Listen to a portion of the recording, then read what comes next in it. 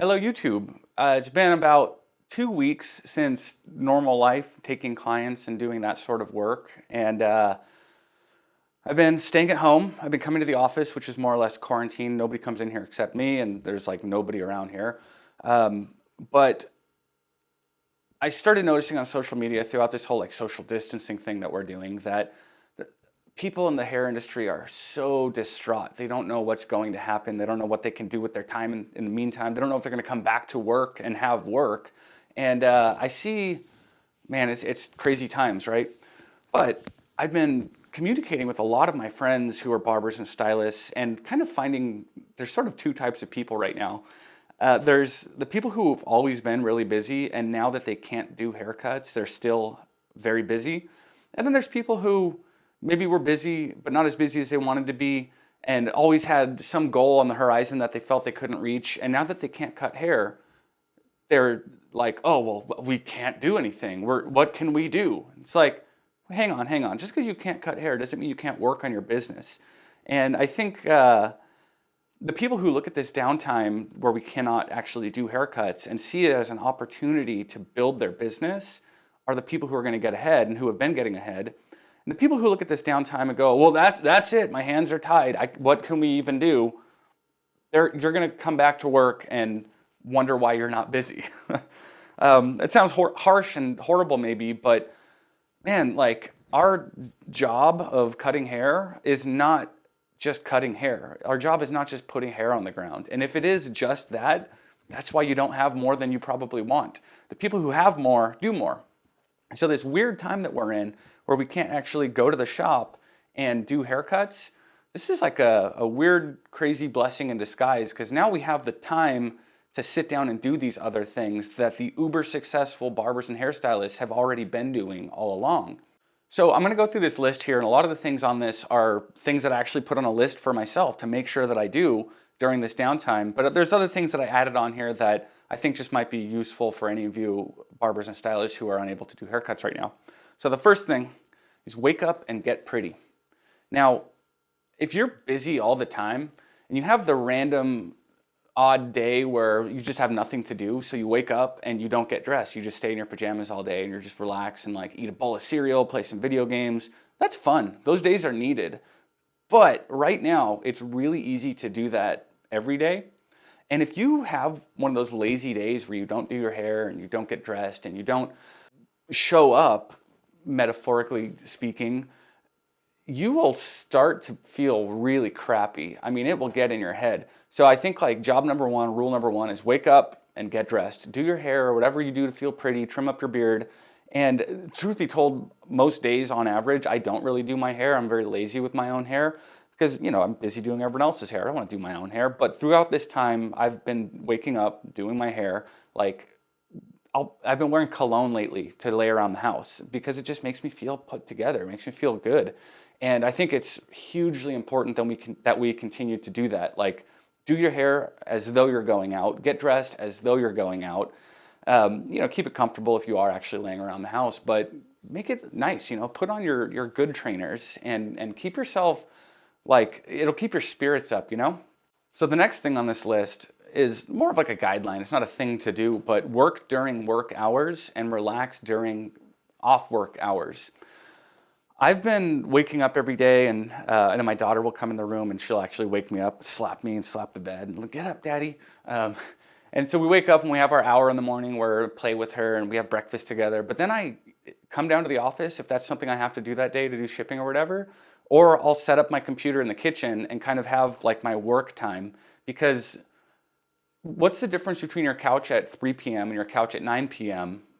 Nothing, unless you mentally set it up as like, no, I'm working 9 to 5 today. I'm going to do the things on this list from 9 to 5, and then afterward, I'm going to relax. I started finding through this time that if I do nothing all day, and then the evening comes, I am like restless.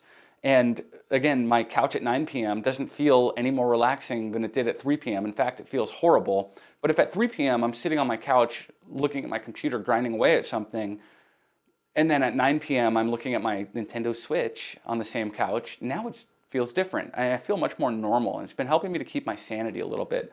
So definitely like work during your usual work hours and relax after work, and make it a point to keep that kind of personal schedule going. So now we're going to start getting into the real nitty-gritty of the things you can do.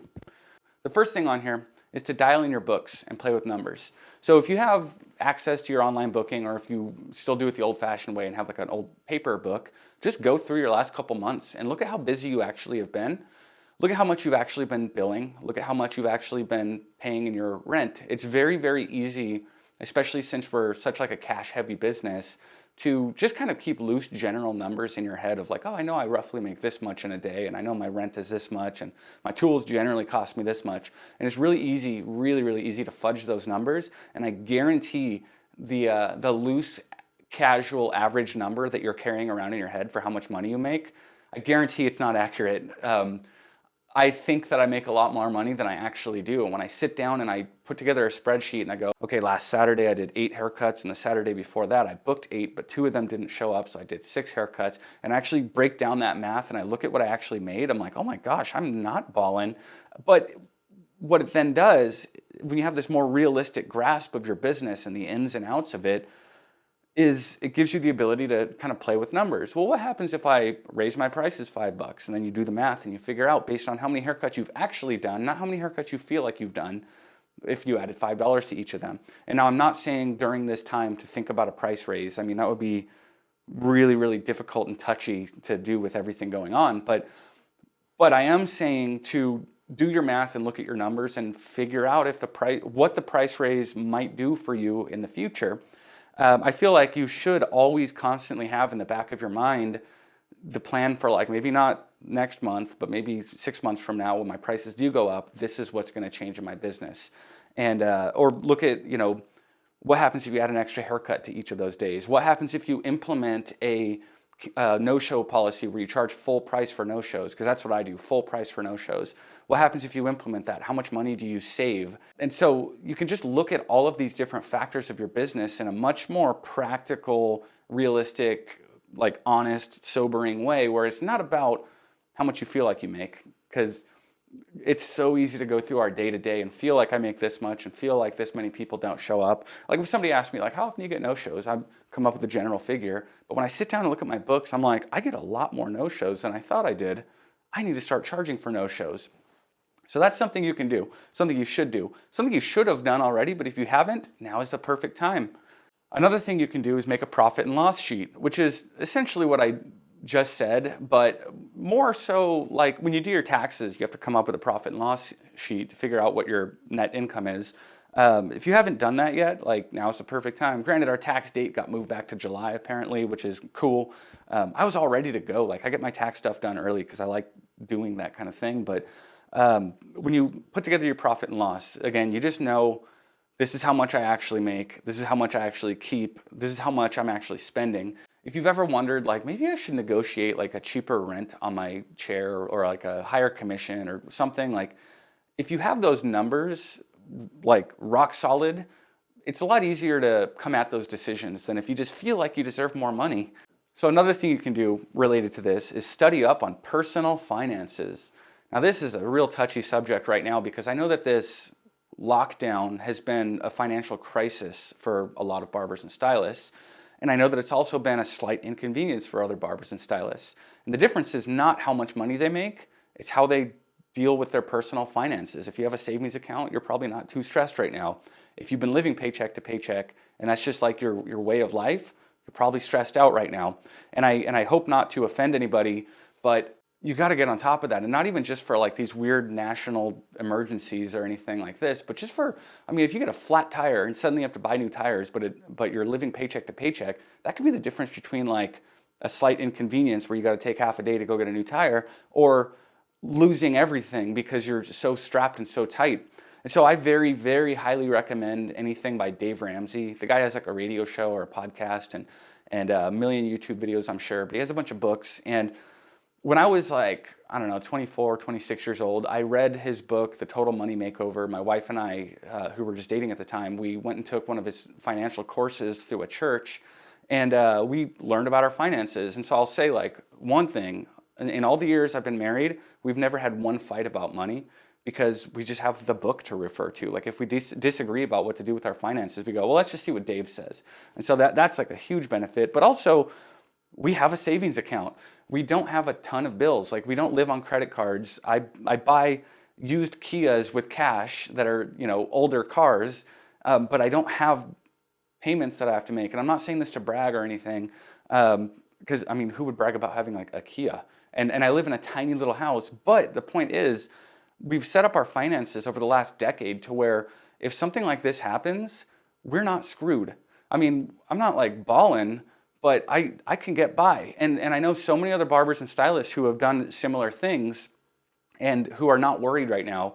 And so like, I know it's really touchy to right in the middle of it say, oh, are you worried about finances? Yeah, you should have read this book. Like I'm not, there's no level of I told you so here, but there is, what I'm saying is right now you have the time to just go look up Dave Ramsey, read about his stuff, and start thinking about when you get back to work and you're cutting hair again, get your baby steps knocked out. Get your $1,000 emergency fund, set that aside, pay off your debt, and then move on to the next step and save up, 3 to 6 months of emergency savings.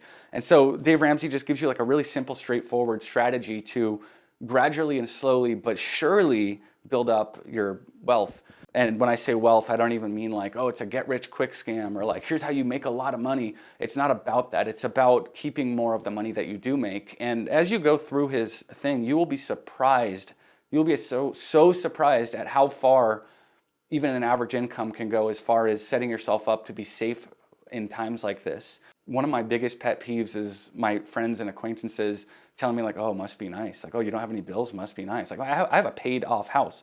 But I'm telling you, I've never made more money than the average hairstylist. I make what the average hairstylist makes, but I just do weird things financially. I don't have credit cards. I buy used cars. I bought the smallest house that I could possibly fit in, and I made extra payments toward it. And so now is a great time to learn about that sort of thing. Go look into Dave Ramsey. So a little bit on the lighter side, the more fun side, something you can definitely do right now is pick up that old camera that you bought and learn to use it. I get tons of messages from barbers and stylists and see comments and things about like oh, I bought a Canon Rebel whatever last year, but it was like complicated. I never learned to use it. So now I just use my phone. Right now while you're stuck at home, take selfies, take pictures of the cat, take pictures of whoever lives with you, take pictures of a mannequin head and sit down and figure out how to use that camera. Now is like the perfect time. You have like so much time to sit around and just take pictures of nothing. And I've been doing that myself. I just chase my kid around the house with the camera because it's fun.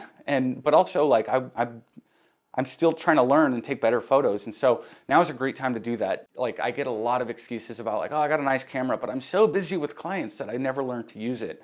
It's like, I kind of have a feeling you're not busy with clients right now. So maybe learn to use it. And on that note, if you have like a ring light laying around the house, and here's my ring light. If you happen to have a ring light or any kind of like lighting stuff that you might have bought for your salon or studio or whatever, now is a great time to bust it out and practice using it. Try moving it around and fiddling with it and the camera settings at the same time and just like learn a little bit about photography. Watch a whole bunch of YouTube videos about it. Don't waste this time that you have to chill with your camera and figure out how to use it. And then you could bust out your computer, your tablet or whatever and download the Lightroom app if you don't have it and maybe practice editing some photos. I don't want to get all into the ethics of hairstylists and barbers editing their photos. It's one thing if you're editing photos to deceive people as far as how good you are at cutting hair, but it's another thing to edit photos to just make them a little more appealing without necessarily concealing your talent as a barber or hairstylist. But ultimately, like, the more that I learn about editing, the more I realize I don't know much about editing. I mean, I typically would spend 10, 15 minutes per photo just like lightening up some shadows and lowering down some highlights and tweaking some saturation and hues and just kind of like doing little fine-tuning adjustments. And one of the things that I've done since I've been home is I decided like, you know what, I'm gonna learn how to use like Photoshop and do some heavy editing. Like the difference between like a really nice portrait and like a holy crap, that's amazing portrait is, I've been doing 15-minute edits, but what I'm learning to do right now through watching videos and things online is these like edits that take 2 to 3 hours per photo, and you take out every pore and every wrinkle, and you like make people look perfect. So this is a great time to sit down on your computer and nerd out and do those things. This is a great time to read some business and marketing books. I haven't been doing that much in the last couple months. I guess I've just, I don't know, kind of forgot to do it, but I usually listen to and read a lot of books. Since this weird downtime, I've been listening to and reading books again because I have the time to do so. And so some of my big top recommendations, look up Good to Great by Jim Collins. That was actually the first like business book that I ever read, and it was so mind-blowing. Like by the end of it, so essentially the book is about how to take a good business and make it a great business. And he opens up the book by saying that good is the enemy to great. And a lot of times the reason we don't have great businesses is because we just settle for having good businesses. And it's like when you have a good business, if you're good at cutting hair, you have less reason than anybody to do the insane, crazy things that it takes to be great. It's so much easier and more comfortable to be good. And so by the end of that book, I was just so much more confident in taking some kind of crazy steps toward just leap of faith. Like I'm going to try to do this crazy, stupid thing. So that was a great book.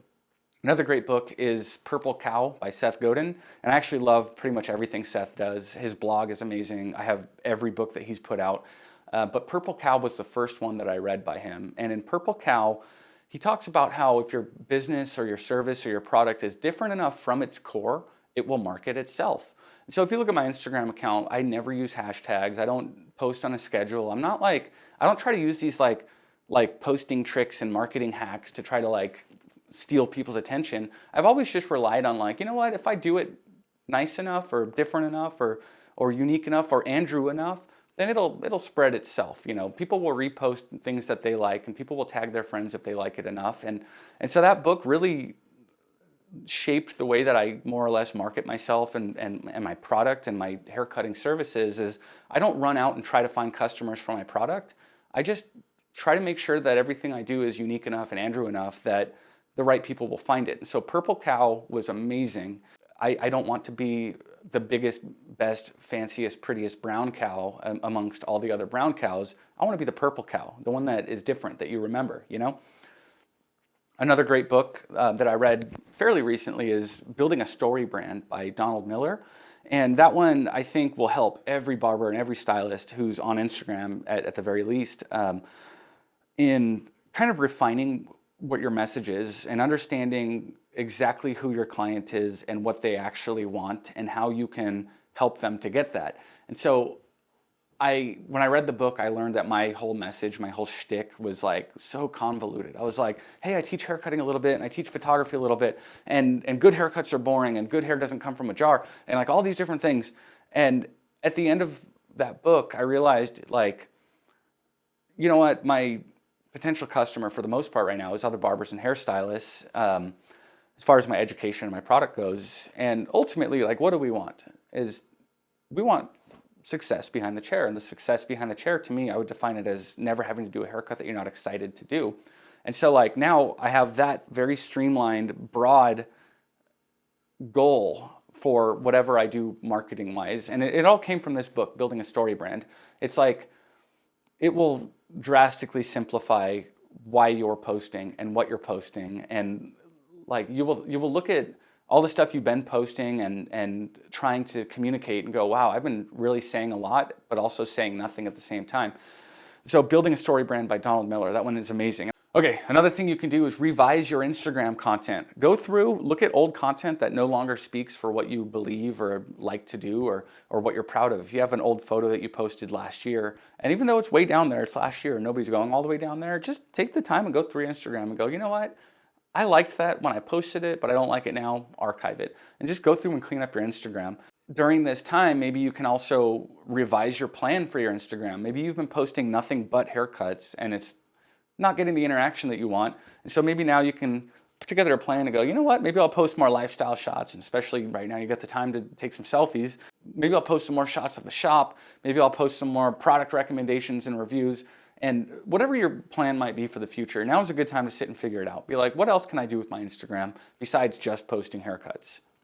You can revise your website. This is something I still need to sit down and do. My own website, andrewdoeshair.com, is very, very streamlined, as streamlined as I could get it but I feel like it could be streamlined or more effective. But I'm going to sit down one of these days and revise my website. And if you don't have a website, go get one. I use Squarespace for mine. It's super simple. I'm like not techie at all. But with Squarespace, I was able to put together a website very simply and easily. And even if all it is like a link back to, like just a little brief thing about yourself and then a link back to your Instagram, or you can actually have like all your Instagram photos on your website like automatically. It's kind of nice and cool and professional to meet somebody and like a potential client, and you go, oh, just check out my website, andrewdoeshair.com, instead of being like, oh, look at my Instagram account. Like there's something a little bit less professional about like, oh, just find my Instagram. You can use this time to design a new logo or a business card. Something I'm about to do with this time off is I want to sit down and I want to make like a business card, but rather than being a traditional business card, I want one side of it to have a paragraph explaining something that I awkwardly try to explain in person often. So let me tell you this whole little stupid story here. If I'm at a Denny's or in the grocery store or just out anywhere and I see somebody who just looks cool, like they just have the look, right? Or something about them, or they have great hair, and I want their hair on my portfolio, I go up and I awkwardly go, look, I'm not like hating on you or anything, but you look really cool. And I do hair, I'm not being weird. And I actually do this, and I do it very awkwardly. And so I want to actually make a business card that just says, like very clean and straightforward, like, hey, I work in the hair industry, I take photos of haircuts, and I think you have a look that might be good on camera. If you want a free haircut, here's my information. And so I want to have that whole awkward pitch that I give to strangers on a card, so I could just slip them a card, wave to them. And so I'm going to make that happen during this time. Not that I'm saying, hey, everybody should have one of those. Like, even if it is just a regular traditional business card, and you've been thinking, like, I need to get a business card, now's the time to do it. I don't know if printing companies and stuff are working right now, but at least you could design the card, right? You could binge watch some useful YouTube videos. Hopefully this video has been useful at all. And like, there's obviously a huge difference between getting stuck in the rabbit hole of YouTube and watching like, you know, world's 10 most dangerous freshwater fish versus actually watching things that are useful for your career. But if you sit down and actively like watch yourself and make sure that you're just going to watch the useful videos, like now is a great time to do that. Call some of your peers. This is huge. Like if you're sitting around the house and you've got nothing to do, guess what your friends are probably doing also right now? Just last night, my wife and I set up our iPad and we had a little like Zoom meeting dinner with Jamie Dana and Mark Dana. And I think we're going to start doing that probably regularly throughout the duration of this. It was so nice to, like after a minute of talking to them on the iPad, you kind of forget that they're not sitting right there. And we ended up sitting and chatting for like 3 hours over dinner and drinks and just like interacting. And so I've had good long conversations with Maddie Conrad, like just FaceTiming him from this room. And I think that's something that is so helpful and useful through this time, is to just reach out to your barber buddies or your stylist buddies and just have a little video chat and communicate. And I think something else that's been great is like I've called people and at the very beginning of the conversation I say, hey, let's do ourselves a favor and let's not even talk about this coronavirus. Like I know what you've been up to, you know what I've been up to. Let's talk about other things. And that's been so nice to do. You can cut and style a mannequin head if you've got one. That's kind of a duh thing. I've been fortunate enough that I happen to have a few heads around here anyways. And so I've been working on them, mostly styling them because once I cut them, I don't have anything to do with them. But I want to get my hands in some hair. I'm like itching. And so I'll run down to the office here and just work on a mannequin head. And that's something, if you happen to have a mannequin head, like do it. Don't just think like, oh, saving that for this class thing. No, you're saving it for now. You're saving it for that itch to do hair. I don't know if companies that sell mannequin heads are currently shipping or anything throughout all this. I don't know if it's a good idea to try to buy one right now. But if you happen to have one, obviously it's a great time to work on a mannequin head. Okay, and the very last thing here, I know this is like the longest video ever, is if you do any kind of education, or if you want to do any kind of education, use this time to put together a curriculum. The difference between somebody who's demonstrating at an event, say, oh, here's how I do a fade, so I just do like a one open, and I do the one close to blend it. The difference between demonstrating and educating is a curriculum. It's having a whole philosophy around how and why you're doing what you're doing. It's helping somebody to see things differently. It's not like, here's how I do what I do. Now monkey see, now monkey do. Sit down and come up with the great big picture like of what you can teach somebody. Not just how to do a fade, but why I do a fade this way. And then take it and try to like revise it into the simplest words possible. Some of the best educators I've ever seen, like DJ Muldoon comes to mind. The first time I saw him speak, I forget exactly what he said, but no, he said something like, you don't know you don't know if a haircut's good the day you do it. You know it's good 2 weeks later, or something along those lines. But he said some statement that was one sentence, and it was so powerful and impactful. And so sit down and write your curriculum, and then figure out like how you can condense it into the simplest form possible and the most effective form possible. Being an educator is a completely different task, a completely different goal, a different job than being somebody who cuts hair well and demonstrates it. Being an educator is planting ideas in somebody's head, and it doesn't happen just by being good at cutting hair and showing somebody how you cut hair. It happens by breaking their old worldview and then handing them a new one. If you're interested in being an educator, now is a great time to sit down, brew up a whole pot of coffee, and just go crazy writing on a giant note, like, here's all my thoughts. Put something together so that when we come back from this, or even before then, if you want to put together a YouTube channel, do that. Now is the time to put together a YouTube channel. If you're going to educate at all, this is when you can sit down and build a curriculum and be an actual like educator and not just somebody who like shows people how you do haircuts. Okay, so the longest video ever. I hope you guys hung in there. I apologize for the lengthy duration. Hopefully I can edit it down to something streamlined and useful. I am like out of breath and my mouth is all, I need water. All right, I'll see you soon. Thanks for watching.